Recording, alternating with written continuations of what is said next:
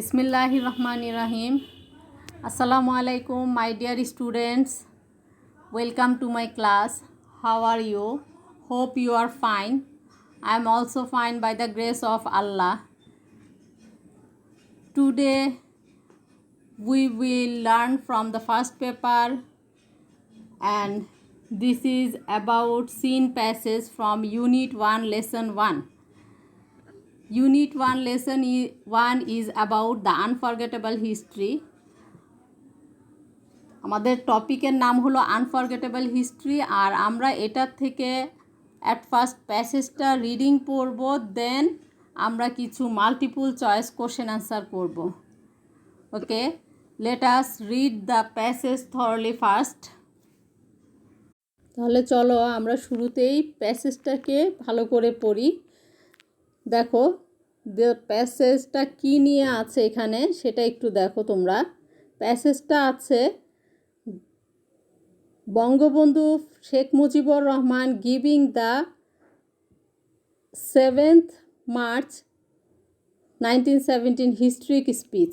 বঙ্গবন্ধু 7ই মার্চের 1971 সালে যে স্পিচ দিয়েছেন, ভাষণ দিয়েছেন, তাই এখানে তুলে ধরা হয়েছে। আসো আমরা আগে স্পিচটা একটু পড়ি। তাহলে দেখো স্পিচটা কি বলেছে। মাই brothers, I stand before you today with a heart overwhelming with grief. আমি দুঃখ ভারাক্রান্ত হৃদয়ে আজকে আপনাদের সামনে দাঁড়িয়েছি। বিফোর ইউ মানে আপনাদের সামনে।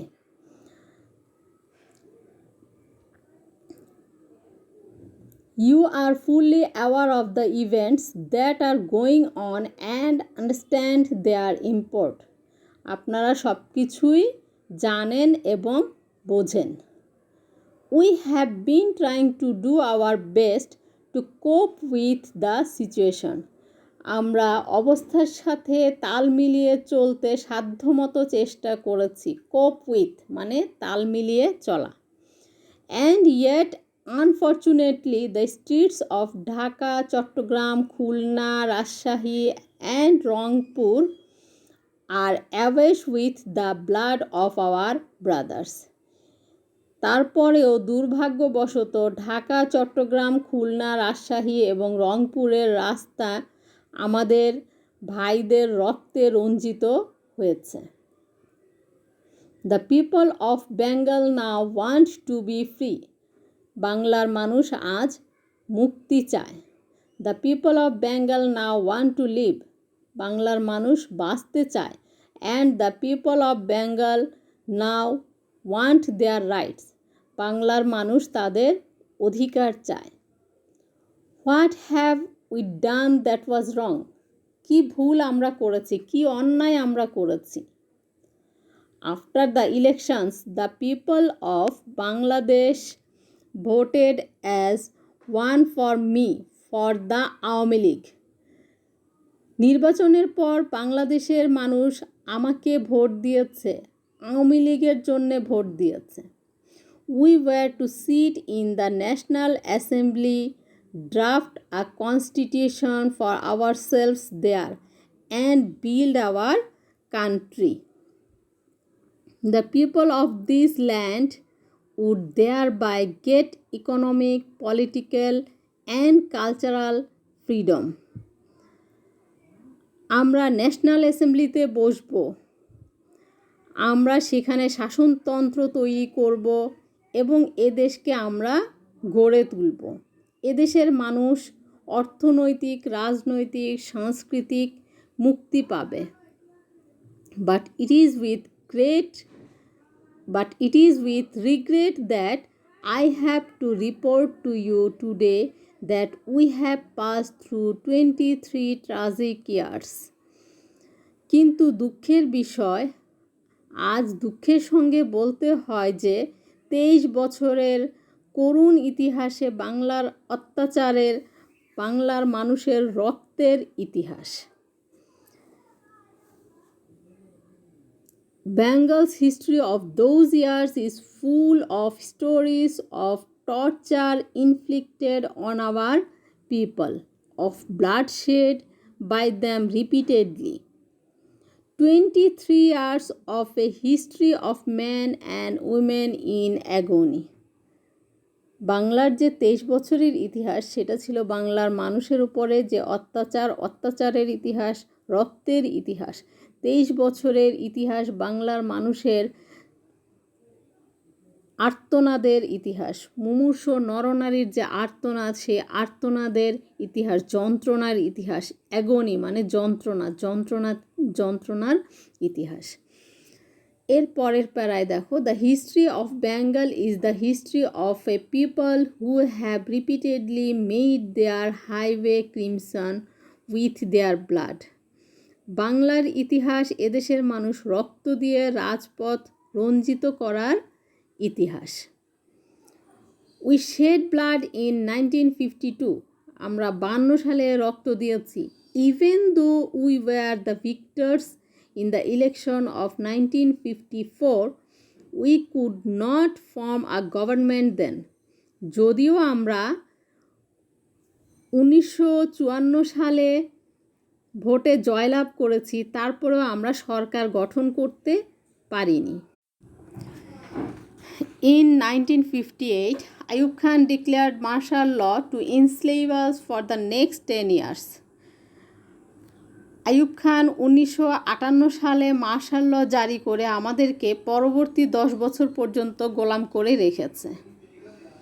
In 1966, when we launched the 6-point movement, our boys were shot dead on 7th June. 1966 সালে আমরা যখন 6 দফা আন্দোলন শুরু করি, তখন আমাদের ছেলেদেরকে 7ই জুনে গুলি করে হত্যা করা হয়। When, after the movement of 1969, Ayub Khan fell from the power and Yahya Khan assumed the reins of the government, he declared that he would give us a constitution and restore democracy. 1969 আন্দোলনে আইয়ুব খানের পতন হলে ইয়াহিয়া খান সরকারে এলেন। তিনি ঘোষণা দিলেন যে তিনি আমাদেরকে গণতন্ত্র দেবেন। উই লিসেন টু হিম, আমরা তার কথা শুনলাম। A lot has happened since and elections have taken place. এরপর অনেক কিছু ঘটে গেল, নির্বাচন সংঘটিত হলো। I have met President Yahya Khan. আমি প্রেসিডেন্ট ইয়াহিয়া খানের সঙ্গে দেখা করলাম। I have made a request to him not only on behalf of Bengal but also as the leader of the party which has the majority in Pakistan. আমি তাকে অনুরোধ করলাম শুধু বাংলার নয়, পাকিস্তানের মেজরিটি পার্টির নেতা হিসেবে। I said to him, আমি তাকে বললাম, you must hold the session of the National Assembly on 15 January. আমি তাকে বললাম যে 15 জানুয়ারি জাতীয় পরিষদের অধিবেশন দেন। But he did not listen to me. তিনি আমার কথা শুনলেন না। He listened to Mr. Bhutto instead. এর পরিবর্তে তিনি মিস্টার ভুট্টোর কথা শুনলেন। At first he said that the meeting would take place in the first week of March. প্রথমে তিনি বললেন যে মার্চের প্রথম সপ্তাহে অধিবেশন অনুষ্ঠিত হবে। We said, আমরা বললাম, ফাইন, ঠিক আছে, we will be taking our seats in the assembly then. আমরা তখনই অ্যাসেম্বলিতে আমাদের গদিতে বসবো। I said, we will carry out our discussions in the assembly. আমরা আমাদের আলোচনা অ্যাসেম্বলিতেই করব। I went so far as to say that if anyone came up with an offer that was just, even though we were in the majority, we would agree to that offer. আমি এমনও বললাম, যদি কেউ ন্যায্য কথা বলে, আমরা সংখ্যায় বেশি হলেও সে যদি একজনও হয়, তার ন্যায্য কথা আমরা মেনে নেব।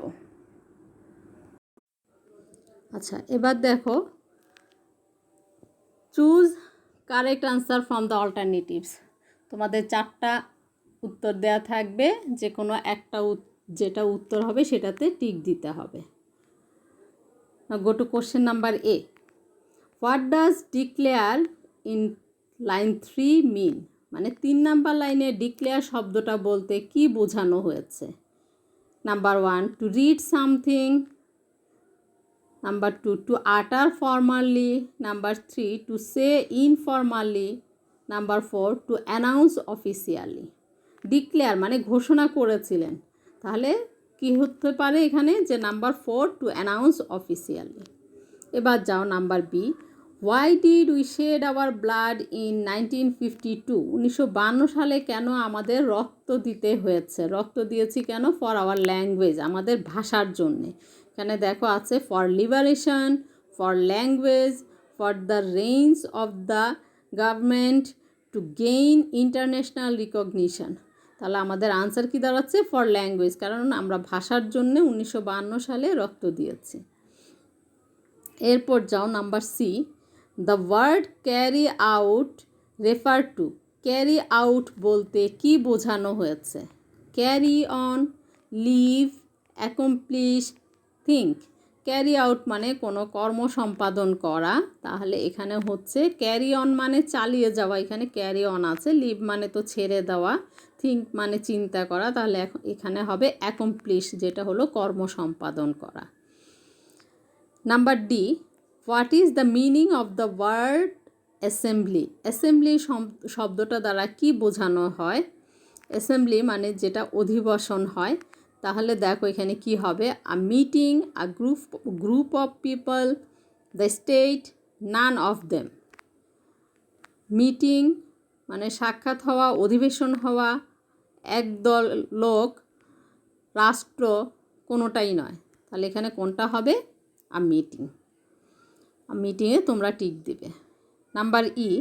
What does the word enslave mean in the passage? আমরা ইনস্লেভ শব্দটা পেয়েছি যে গোলামি করা, তাহলে এখানে কোনটা দাঁড়াচ্ছে? Support, favour, offer, subjugate. এখানে সাপোর্ট সমর্থন করা, ফেভার মানে কারো সমর্থন, মানে কারো পছন্দ নেওয়া বা কারো সমর্থন নেওয়া, অফার প্রস্তাব করা, সাবজুগেট অধীনে থাকা। তাহলে এখানে হবে অধীনস্থের ব্যাপার, যেহেতু গোলামি করার কথা বলা হচ্ছে, তাহলে আমাদের আনসার দাঁড়াচ্ছে সাবজুগেট। এইভাবেই তোমরা আরও এমসিকিউ কোশ্চেন বাড়িতে বসে এক্সারসাইজ করবে। আমরা পরবর্তী ক্লাসে এই লেসনের কোশ্চেন আনসার নিয়ে আলোচনা করব। Thank you students.